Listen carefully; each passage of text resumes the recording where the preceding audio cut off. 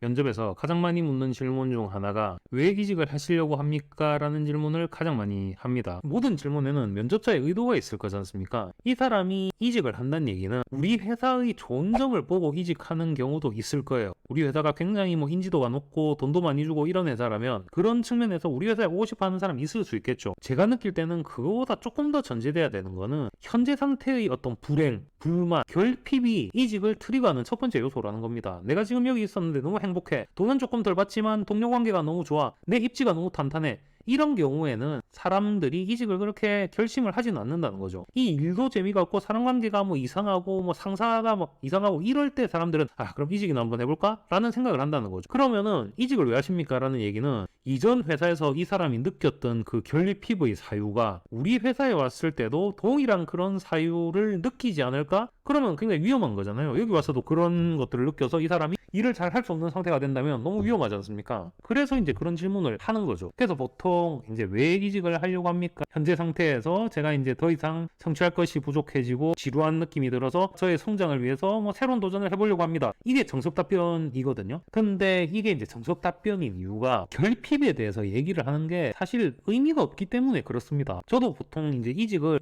많이 했다면 많이 했고 보통 이상은 한 것 같아요. 이직할 때마다 이유가 다 당연히 있었고요. 너무 억울했습니다. 개인적으로. 특정 회사에서 이직을 할 때 그냥 부서장 자체가 IT 상식도 없고 말도 안 통하고 무엇이 중요한지도 모르고 마이크로 매니지먼트 들어오고 그냥 너무 억울했어요. 그래서 이직을 했거든요. 그 다음에 이직을 할 때는 거의 외국인들이 와가지고 그러니까 한국인이 마치 금은머리 외국인 취급을 받으면서 유리천장이 생기고 아무리 좋은 평가를 받아도 프로모션에서 뭔가 천장을 느끼고 그래서 이직을 했습니다. 너무 억울했죠 그때도. 그럼 왜 면접 자리에서 이런 얘기를 해서는 해서는 안 된다라기보다는 해도 돼요. 근데 그냥 최대한 객관적이고 무미건조하게 이런 결핍 때문에 이직했습니다까지는 괜찮아요. 근데 어떤 사람들이 있냐면 회사에 대한 적개심을 그러니까 이전 회사에 대한 적개심을 드러내는 사람들이 있습니다. 내가 열심히 했는데 못 알아줬고 그 다음에 이렇게 해서 난 너무 힘들었고 근데 그거는 이제 하면 자기한테 마이너스가 될 수밖에 없다라는 얘기를 하는 거죠. 그 이유를 이제 좀 생각해보면 첫 번째는 회사에서 일어나는 그런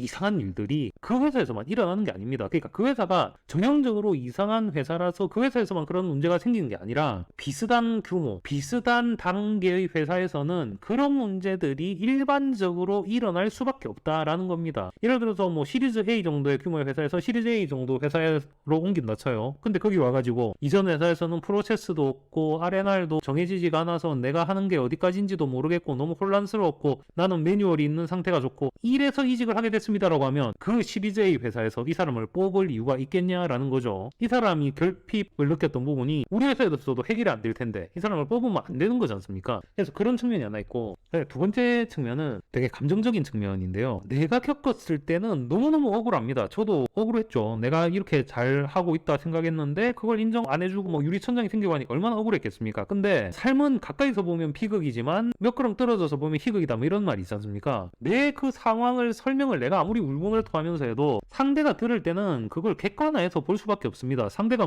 내 가족도 아니고 나한테 감정이입을 해가지고 그 걔들 진짜 나쁜 놈이네 라고 해줄 가능성은 없다라는 거죠. 그러면은 객관화라는 필터를 하나를 딱 치고 보면은 그런 일 당할 수 있지. 회사에서 일반적으로 일어날 수 있는 일이지.